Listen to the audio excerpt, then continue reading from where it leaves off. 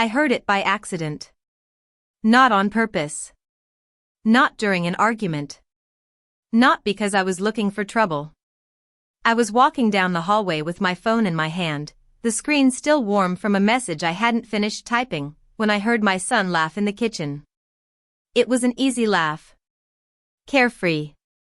The kind he used when he was comfortable. Then he said it. I used Mom's salary, he told his wife, still laughing. Emily wanted a new kitchen and a trip. She doesn't really check her accounts anyway. I stopped so suddenly my heel scraped the floor. The hallway felt narrow, like the walls had shifted closer. I didn't breathe. I didn't move. My hand tightened around my phone, and without meaning to, my thumb brushed the screen awake. My bank app was still open. Balance, $0. 00. Not low. Not pending. Not delayed. 0. The numbers didn't flicker or refresh. They sat there, calm and final, as if they had been waiting for me to notice. In that moment, several things became painfully clear all at once. This wasn't a mistake. This wasn't new. And it wouldn't stop on its own. From behind the closed kitchen door, I could hear the soft clink of a mug being set down, the low murmur of voices continuing as if nothing important had been said at all. As if my life hadn't just been reduced to a number with no digits. I stared at that door and felt something cold settle in my chest. How could they do this to me? If you want to hear my story until the end, subscribe to the channel. Because what happened next is something I wouldn't wish on any mother. My name is Margaret Harris. I am 67 years old. I am not a woman who knows how to turn pain into spectacle. I lived my life by simple rules: if you promise, you keep it. If you take, you repay it. If you love, you do not use. My husband died early, and after the funeral the house filled with a silence I learned to wear like a coat in cold weather. Our son, Daniel, was 12 then. He fell asleep with schoolbooks still open, and I sat on the edge of his bed, smoothing the blanket, pretending I had everything under control.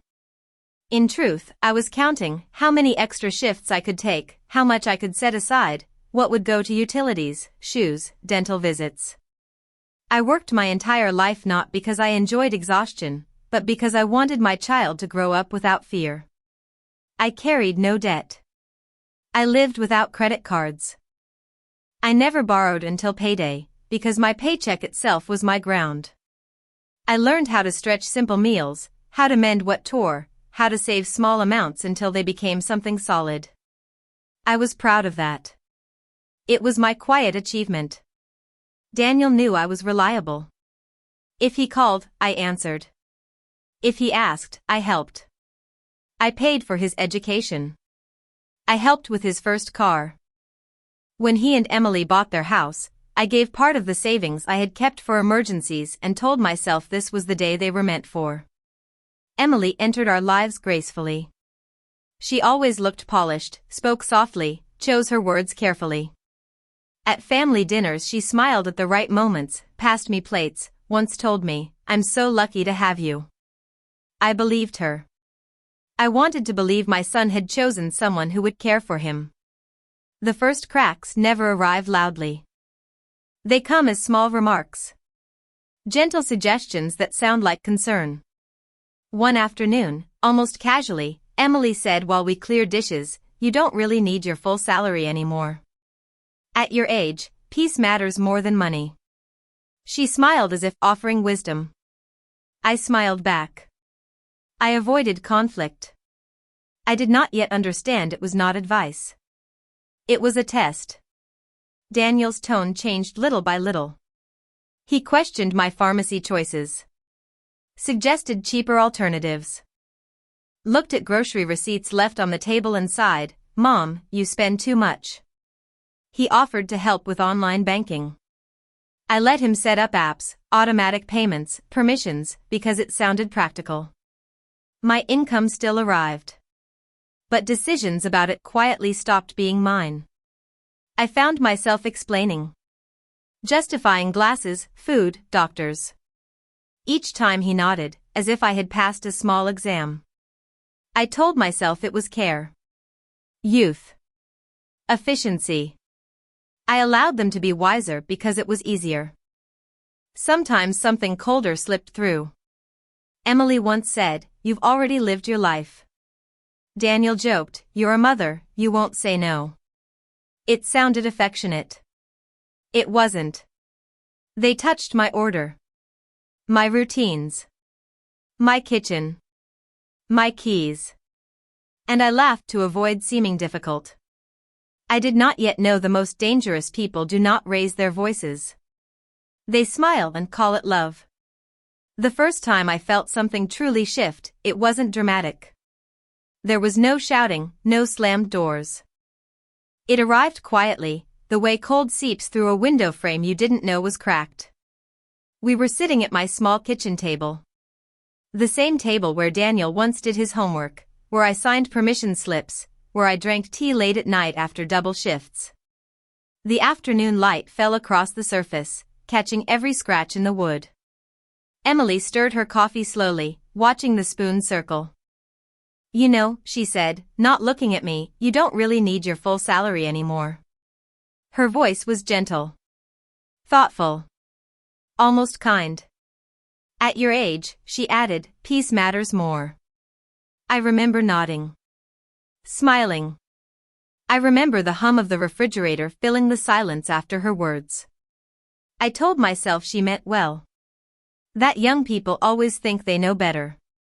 That this was just conversation. But later that evening, alone, I replayed the sentence. "You don't really need it." Not "you've earned rest." Not "how can we help you feel secure." Just that I no longer needed what I had worked for. After that, small things began to line up like quiet soldiers. Daniel started asking questions. Not curious ones. Accounting ones. "Why is your pharmacy bill so high? There's a cheaper version of that medication. Do you really need brand name groceries?" Each question came wrapped in concern. Each one carried weight. My salary still arrived on time. Every month. I checked it, the way I always had, with the calm satisfaction of someone who knows exactly what belongs to her. But I noticed Daniel had opinions about where it should go. Emily had ideas about what was reasonable. One afternoon, Daniel took my phone from my hand and said, "Let me make this easier for you." He added apps. Notifications. Automatic payments. He spoke quickly, confidently, like someone rearranging furniture in a house he believed was already his. I watched my own screen as if it belonged to someone else. "You'll thank me later," he said, smiling. I didn't argue. I rarely did. I had spent my life being the strong one. The stable one. I didn't want to become the difficult one. But something inside me began to shrink. I found myself explaining purchases. Apologizing for needs. Waiting before buying anything, as if someone might object. When I caught myself hesitating in a grocery aisle over a few dollars, my chest tightened with a feeling I couldn't name yet. Emily once glanced at my receipt and said lightly, "That adds up fast." Daniel laughed and said, "Mom's spoiled herself long enough." They laughed. I smiled. That night, I stood at my sink washing a single mug, the one with the faded blue stripe I'd owned for decades. I watched the water run, listened to it hit the basin, and felt something unsteady beneath my ribs. This was the first crack. Not loud enough to warn me. Not sharp enough to cut yet. Just deep enough to let something dangerous in. After that first crack, nothing returned to how it had been. Life continued on the surface as birthdays, phone calls, polite dinners, but underneath, something was quietly rearranging itself without my permission. Daniel began to check in more often. Not to ask how I was feeling, but to ask what I was buying. "Did you really need that? Couldn't it wait until next month?" Emily found a better deal online. The questions arrived with smiles, with casual tones, but they landed heavily. I started to feel as though every decision required approval. I noticed it most in small moments. Standing in the pharmacy aisle, holding a box of medicine, I hesitated. I imagined Daniel's voice. I put it back and chose the cheaper one, even though it upset my stomach. At home, I began keeping receipts folded in my purse, like something shameful. When Daniel visited, he sometimes glanced at my counter, my cabinets, my refrigerator. Once he opened my pantry and said, "You don't need all this." I laughed, weakly, and said it was just habit. Emily's influence grew quieter but firmer. She would suggest things while looking past me, as if decisions were already made. "We'll handle the bills," she said once. "It's easier if everything runs through one place." She spoke as though order required my absence. My salary still arrived every month. I saw the notification flash briefly before disappearing under others Daniel had set up. Household expenses. Adjustments. Transfers. I told myself it was normal. Families share. Mothers help. I had always helped. But I noticed my balance no longer stayed steady. It dipped faster. It recovered slower. When I asked Daniel about it, he waved a hand. "Everything's covered. Trust me." Trust. That word sat between us like a command. I started sleeping poorly. At night, the house felt too quiet, the refrigerator too loud. I lay awake replaying conversations, wondering when concern had turned into control. I remembered my husband's handwriting on old envelopes, his careful way with numbers, and felt an unexpected ache. He would have noticed sooner. One evening, Emily mentioned a renovation. "The kitchen is so outdated," she said. "Daniel deserves better after working so hard." She didn't look at me when she said it. I stared at my own kitchen, the worn counter, the familiar stains, and realized she wasn't talking about her house alone. It was then I understood something important. My money was no longer seen as mine. It was simply available. And availability, I was learning, invites entitlement. We come back to that day. March 8th is written in my memory the way some people remember anniversaries. The morning began ordinary. I woke before sunrise, padded into the kitchen in my slippers, and put the kettle on. The window over the sink was fogged from the cold outside, and the house was quiet except for the soft ticking of the wall clock. My salary arrived a little after 9. I saw the notification flash on my phone while I was folding towels. For a second I felt that familiar relief, rent, groceries, the small pieces of my life still held together by my own work. I made tea in my old mug with the blue stripe and sat down with a pen to write my list for the week. By lunchtime, Daniel called. His voice was bright, almost boyish. "Hey, Mom," he said. "Busy?" "Just home," I told him. "Why?" "Oh, nothing," he said too quickly. "Emily and I were just looking at some things. I might swing by later." He did come by. Not alone. Emily walked in behind him with a glossy shopping bag and the kind of cheerful face people wear when they already have what they want. Daniel kissed my cheek, took off his coat, and went straight to the kitchen like he still lived there. I was in the hallway when I heard them. The door was partly closed, but their voices carried. Daniel laughed, the same easy laugh I'd trusted for years. "I used Mom's salary," he said. "Emily wanted a new kitchen and a trip. She doesn't really check her accounts anyway." For a moment I thought I'd misunderstood a word. A kitchen. A trip. My salary. I stood still with the phone in my hand, and tapped my bank app open the way you touch a sore tooth, careful, hoping it won't hurt. Balance, $0. 00. Not low. Not delayed. 0. I pushed the kitchen door open. They both turned, surprised, like children caught with crumbs on their mouths. Emily's smile froze in place. Daniel's eyes flicked to my phone, then back to my face. "What did you do?"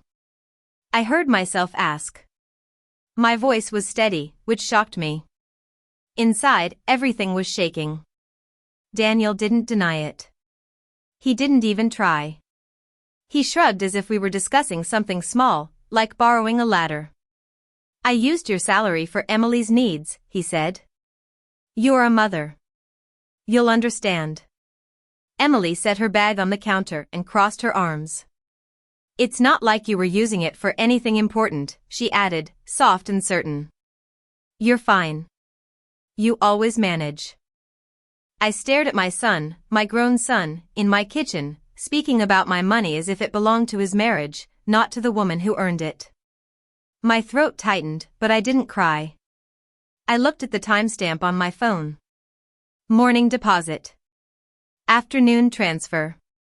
Clean, quick, deliberate. And in that second, the question changed. It wasn't, "How could this happen?" It was, "How long has it been happening?" Daniel reached for my phone as if it were his to inspect. I stepped back before he touched it, and that half-step felt like a rebellion. "Mom, don't make it weird," he said, impatient, as if I were slowing him down. "We needed to pay for things. Emily's been stressed. I'm trying to keep the peace at home." "The peace," I repeated. I could smell my tea on the counter, cooling beside the sink, and I thought of all the times I swallowed my own needs so my son could have an easier life. Emily's voice stayed smooth. "It's temporary," she said. "We'll sort it out. You always manage." I opened the statement details with my thumb, slow and careful. The transfer sat there in plain text. $4,820, household expenses. Household. Not mine. Not ours. Theirs. I looked up. "Whose household?" I asked. Daniel's jaw tightened. "Ours," he said. "Mine and Emily's. It's not like we're strangers." "And how did you get access?" I asked. "You let me set it up," he said, almost proud. "Remember? I did it to help you." Emily's smile returned, small and satisfied. "See? Nobody forced you." For a second, the room felt tilted. Not because I didn't understand, but because I understood too well. They had built a story where my trust was a blanket they could pull over anything. I didn't argue. I didn't beg. I simply turned and walked back into the hallway, my legs steady even as my stomach dropped. Behind me, Daniel called, "Mom, come on. Don't be dramatic." Dramatic. I stood in the hall with my phone in my hand, staring at the zero, while the old wall clock kept ticking like it always had, indifferent and precise. That was the moment I stopped being confused. I was being managed. I walked into my bedroom and closed the door gently, the way I used to when Daniel was small and napping. My hands shook only once, when I set the phone on the dresser beside a framed photo of my husband. In the glass, my own face looked unfamiliar, pale, careful, awake. I opened the banking app again, not to stare at the zero, but to scroll down and see what else lived beneath it. My thumb hesitated, then kept moving on. Margaret Harris. I sat on the edge of my bed with the bedroom door closed and my phone in my lap, as if it might bite. The house sounded normal, the refrigerator humming, the pipes settling, a car passing outside, yet my body felt as if a fire alarm had gone off and no one else could hear it. I opened the transaction list and scrolled. At first it was only that afternoon's transfer, $4,820 marked household expenses. A neat label. A clean lie. I tapped it, then went back, then tapped earlier dates. There were others. Not as large, not always at once, but steady. Small withdrawals that looked harmless if you didn't add them up. $120 here. $260 there. A transfer on the 15th, another on the 28th. A grocery store I hadn't visited. An online retailer I'd never used. A payment to a travel site with a confirmation code. My throat went dry.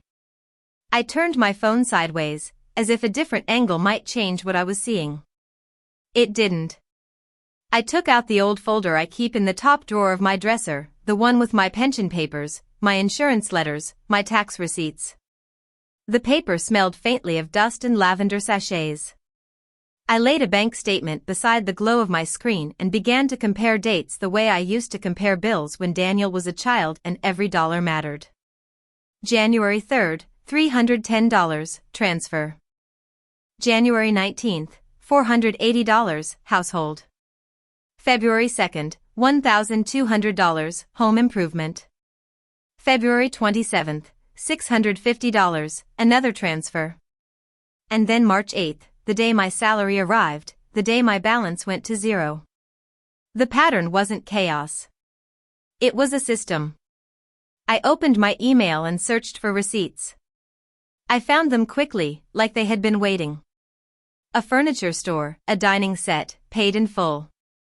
A kitchen design deposit, thank you for your purchase. A resort booking, 2 adults, 5 nights. And tucked between them, a payment notice for Emily's credit card, past due, then paid. While I had been buying store-brand medicine and turning off lights to save on electricity, they had been building a life on my work, one polished cabinet handle, one plane ticket, one household expense at a time. The cruelest part was how ordinary it all looked. No hacking. No masked thief. Just my son's access, my son's confidence, my own trust turned into a key. I clicked into the transfer details. The destination account ended with 4 numbers I didn't recognize. The name attached to it wasn't mine. It wasn't Daniel's either. It was Emily's maiden name, the one I had seen on a wedding invitation years ago and never thought about again. My stomach dropped, not from surprise, but from confirmation. So that was how. Not helping. Not handling. Just rerouting. I thought about the day Daniel helped me set up banking. He had stood at my counter, fingers flying, saying, "This is safer, Mom." I remembered how relieved I felt to let someone else handle the confusing parts. I remembered Emily's soft voice behind him, "You'll feel so much better." Better. I went deeper, month by month, until the screen showed last summer. I saw a $2,050 payment to a contractor the week Emily posted new countertops online. I saw $780 to an airline right before they couldn't make it to my birthday dinner. I saw $340 to a baby boutique before Emily told the family she had bought it all herself. Each charge came with a date and a time, neat as stitches. I began taking screenshots. 1, 2, 10. The little shutter sound felt loud in my bedroom. I saved them to a folder and named it simply, Statements. I scrolled back to the week I postponed my own dental work because it could wait. The same week, there was a charge for a weekend getaway. I remembered lying to myself in the mirror, telling myself I was being practical, telling myself I was being a good mother. A good mother. I could see the story they had written for me, that I was forgetful, that I didn't understand technology, that I didn't really need what I earned. It wasn't just money they were taking. It was authority. It was voice. My hands stopped shaking. A strange calm moved in, the way calm comes after you finally accept the truth you've been avoiding. They hadn't been struggling. They hadn't been borrowing. They had been budgeting, with my money. And they had counted on the oldest trick in the family book, that a mother would rather go without than say the word no. I set the phone down, picked up my pen, and on the back of an envelope I started a list, dates, amounts, merchants. Not because I wanted revenge. Because I needed reality, black ink on paper, so I wouldn't let anyone talk me out of what I now knew. When I finished, I added the numbers twice. Then I added them again, slower. It was more than I had saved in the past year. I exhaled once, controlled, and listened to the quiet of my house. In the hallway, my steps sounded too loud, as if the house itself was listening to me. If I stayed silent, I would disappear. Margaret Harris. That night, I didn't cry. I sat in the dark living room with only the small lamp by my chair turned on, the shade throwing a circle of light onto the carpet. The rest of the house stayed dim and quiet, like it was holding its breath. My coat was still on the back of the kitchen chair. My tea had gone cold in the mug with the blue stripe. I could smell the faint lemon of the dish soap on my hands. In the hallway, Daniel and Emily moved around as if nothing had changed. A cabinet closed. A drawer slid. Their voices rose and fell in the easy rhythm of a couple planning their evening. Once, Emily laughed, soft, pleased, and it made my stomach tighten. I held my phone, but I didn't look at it anymore. I had already seen enough. The screenshots were saved. The dates were written down. The numbers were added and added again. Evidence doesn't shout. It simply sits there, waiting for you to stop inventing excuses. I thought about all the times I'd told myself, they're young. They're stressed. They'll pay it back. I thought about the way Daniel had looked at me in the kitchen, annoyed, not ashamed, when I asked what he had done. I thought about Emily's calm certainty when she said, "Nobody forced you." That sentence stayed with me. Because she was right about one thing, I had opened the door. I had handed over trust like a warm loaf of bread, something made with my own hands, and I had watched them slice it without asking. I had been proud of being easy, proud of being helpful, proud of not making trouble. I had confused silence with kindness. And I saw, suddenly, the cost of that confusion. It wasn't only the money. Money is numbers. Money can be replaced, slowly, with time and work and planning. What they were taking was my place in my own life. They had started speaking as if my needs were optional and their wants were urgent. They had trained me to doubt my purchases, my doctors, my choices. They had made me ask permission in my own head. I realized something else, too, and it landed like a stone in my chest. If I stayed quiet, they would keep going. Not because they were desperate, but because it worked. Because no one had stopped them. Because I was useful in the way a steady paycheck is useful, reliable, predictable, expected. They had taken my reliability and turned it into entitlement. I pictured myself a year from now, then 2, then 5. I saw the balance on my screen staying low. I saw myself skipping appointments, stretching meals, postponing repairs. I saw Emily's kitchen shining with new cabinets while my own faucet dripped.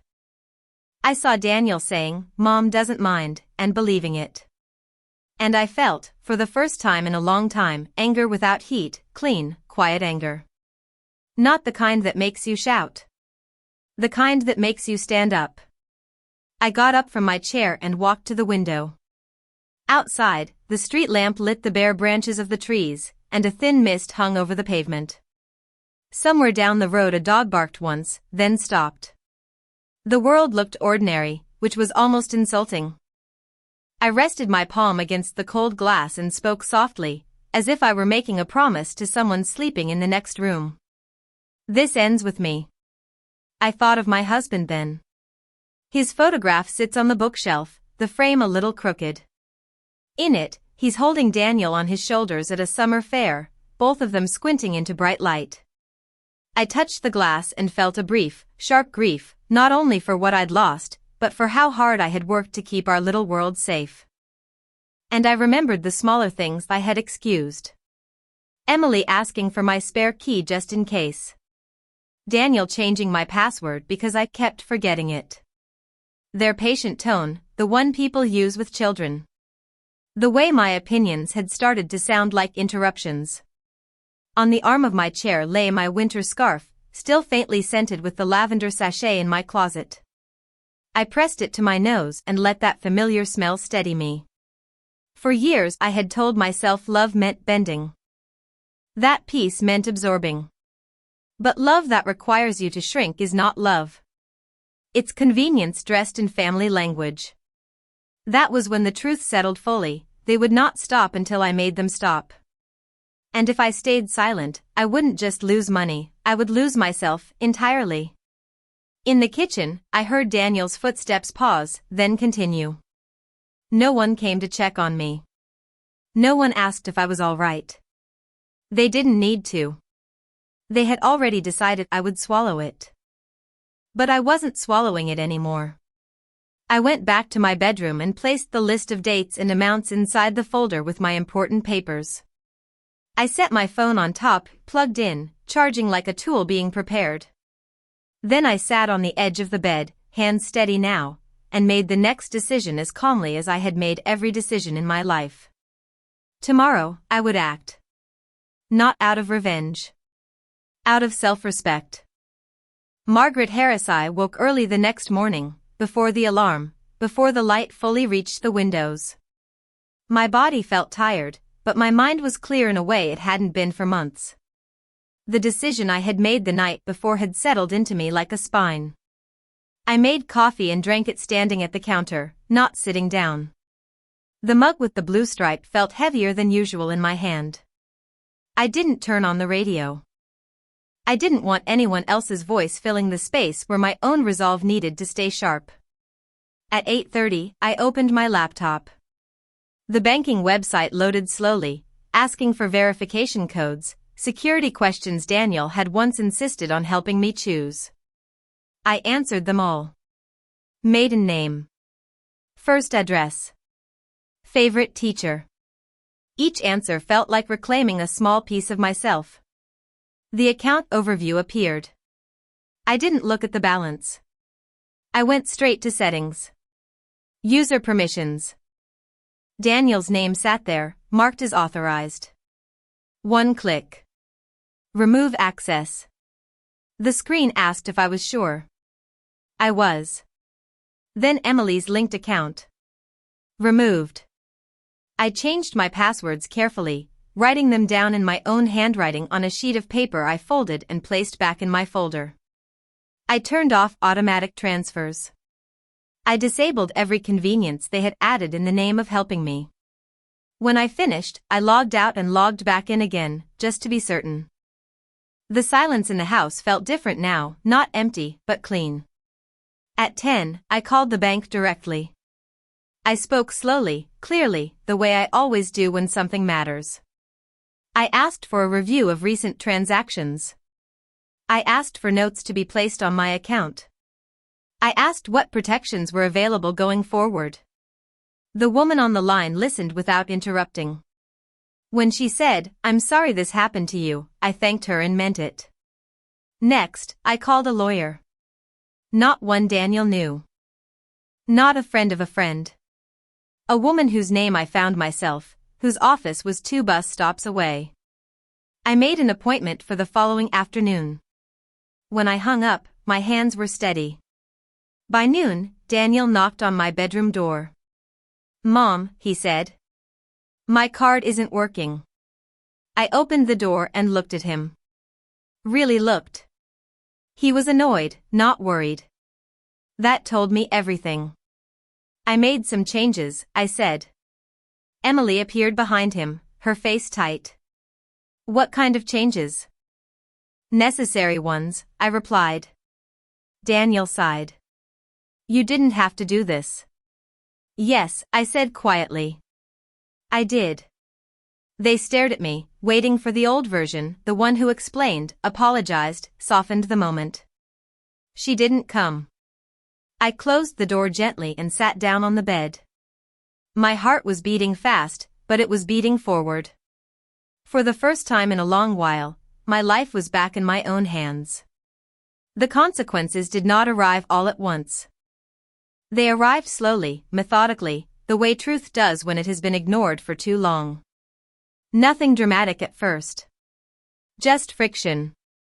Just silence where convenience used to be. That afternoon, Daniel knocked on my door again. This time, there was no laughter in his voice. "Mom," he said, standing too close, "my card isn't working." "None of them are." I looked at him and noticed how unfamiliar his impatience felt now that I wasn't cushioning it. "I know," I said. Emily appeared behind him, her face already tight, lips pressed thin. "What did you do?" she asked, not even trying to hide the accusation. I secured my accounts, I replied. All of them. Daniel exhaled sharply. You didn't have to do this. I met his eyes. I did. Emily crossed her arms. This is extreme. We had plans. Payments. You've put us in a terrible position. For a moment, I almost apologized out of habit. The words hovered, trained and ready. Then I felt the weight of the screenshots in my phone, the list in my folder, the zero balance burned into my memory. You put yourselves there, I said. That night, the phone started ringing. Not with concern for me, but with inconvenience for them. Daniel's mother-in-law called first, speaking quickly, nervously, saying there must be a misunderstanding. A cousin texted, asking if I was feeling well. An aunt left a voicemail about how family shouldn't involve outsiders. None of them asked what had been taken. Only why it had stopped. The next morning, Emily missed a payment. The renovation company called me, confused, polite, asking if there had been an error. I told them the truth, the charge was unauthorized. There was a pause on the line, then a careful, professional acknowledgement. The deposit was frozen. Daniel came back that evening, angry now. We lost the contractor, he said. They won't move forward without confirmation. I won't confirm, I answered. Emily cried then. Loudly. Not the quiet tears of regret, but the sharp ones of frustration. Do you know how embarrassing this is? She said. I thought of the humiliation of seeing my balance at zero. I said nothing. By Friday, their trip collapsed. The airline payment failed. The hotel canceled. Daniel missed work trying to fix things that no longer bent around him. He accused me of ruining their marriage. Emily accused me of being spiteful. I listened without interrupting. You always managed before, Daniel said. Why are you doing this now? Because now I see, I replied. The house they lived in began to feel smaller to them. Comfort disappears quickly when it's no longer funded. The tone of their messages changed, from anger to pleading, from confidence to panic. Let's talk. Let's reset. Let's not involve lawyers. But something had already shifted. The story they relied on, that I would absorb discomfort so they wouldn't have to, no longer worked. When they finally sat across from me at the table, the same one where Daniel once did homework, the air felt heavier. We just needed help, Daniel said quietly. You needed permission, I answered. You never asked. Silence followed. Not the peaceful kind. The kind that marks an ending. They left without pastries that time. Without apologies that mattered. And when the door closed behind them, I felt something unexpected. Relief. Not joy. Not triumph. Just the steady relief of no longer being drained. That was the cost of their choices. And for the first time, I let it stay theirs. They wanted me to understand. That word appeared in every message Daniel sent after the bank changes. Understand that he was under pressure. Understand that Emily had dreams. Understand that it was easier to pull from me than to say no to her. On Friday evening, they came to my door with a box of pastries, as if sugar could soften theft. Daniel stood with his shoulders slightly hunched, practicing regret. Emily kept her chin lifted, practicing innocence. Mom, Daniel began, let's not make this a big thing. I held the doorframe with one hand. It already is, I said. Emily smiled tightly. We're family. Families share. Sharing is asking, I replied. Sharing is agreement. You didn't share. You took. Daniel's eyes darted away. We were going to pay it back. I didn't argue about intentions. I had learned how cheap intentions are when they're paid with someone else's money. I met with a lawyer, I said. I'm documenting everything. I'm protecting my accounts. And I'm changing my arrangements. Emily's face flickered, surprise first, then anger. Arrangements, she repeated, as if the word offended her. Yes, I said. My will. My beneficiary details. My permissions. All of it. Daniel's voice rose. So you're punishing us? No, I told him. I'm stopping you. He opened his mouth, then closed it again, like a man trying to find the right script. I could almost see the old one he expected me to read. I'm sorry for causing trouble.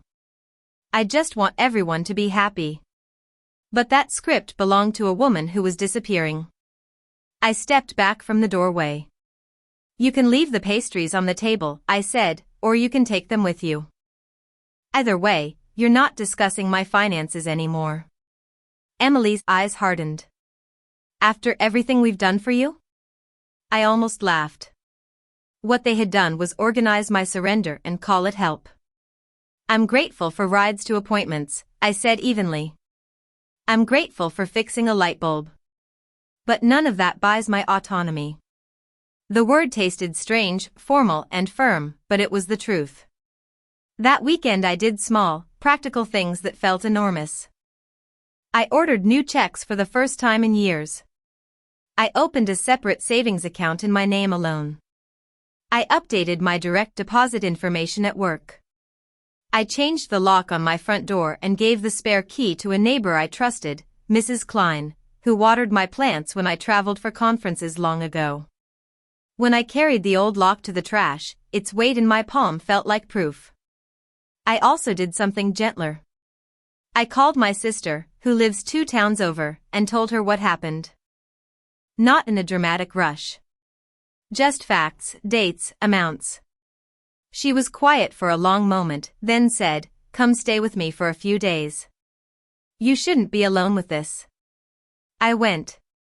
In my sister's guest room, I slept through the night for the first time in weeks. In the morning, we drank tea at her table and watched birds at the feeder.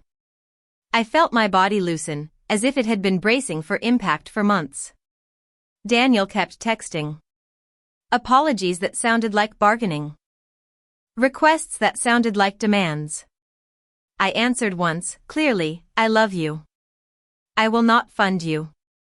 If you want a relationship, it will be built on respect. Then I put my phone on silent and went for a walk. The air was cold and honest. My scarf smelled faintly of lavender. With every step, I felt the boundary inside me hold. I didn't choose revenge. I chose my dignity. I chose my peace. I chose my life. On Monday I went back to my apartment and noticed details I had ignored, the faint scrape on the hallway wall where Daniel once dragged in a new appliance, the empty hook where my spare keys used to hang. I cleaned the kitchen slowly, wiping the counter in careful circles, and when I finished I lit the small candle I save for holidays. The flame steadied me. I met with my lawyer again and signed papers that made my choices clear. Nothing cruel. Nothing dramatic. Just protection, new powers of attorney, new healthcare directives, new limits on who could act in my name. I left the office with a folder tucked under my arm, and the paper inside it felt like armor. That week I told my employer to keep my payroll details private.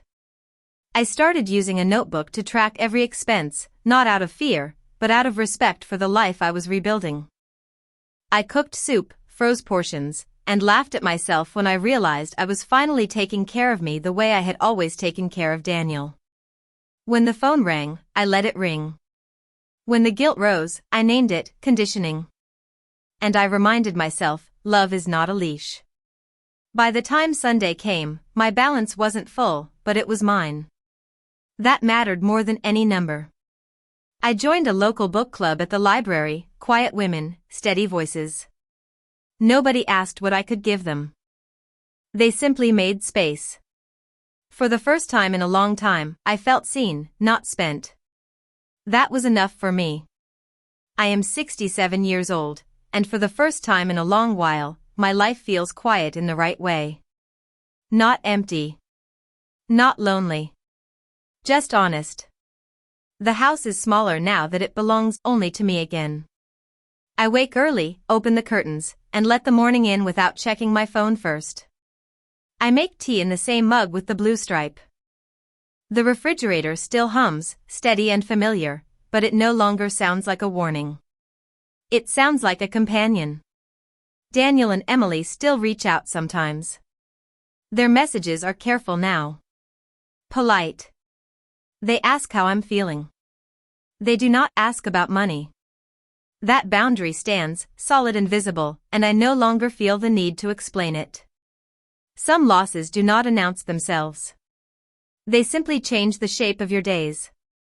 I lost the illusion that love alone protects you. I lost the comfort of believing that being quiet keeps you safe. But I gained something far more important. I gained my voice. Here is what I know now, and what I wish someone had told me sooner. Being a mother does not mean being a bank. Love without boundaries invites betrayal. And choosing yourself is never too late. If this story touched a nerve, know this: you are not cruel for protecting what you earned. You are not selfish for saying no. You are allowed to take up space in your own life, at any age. If this story resonated with you, you belong here.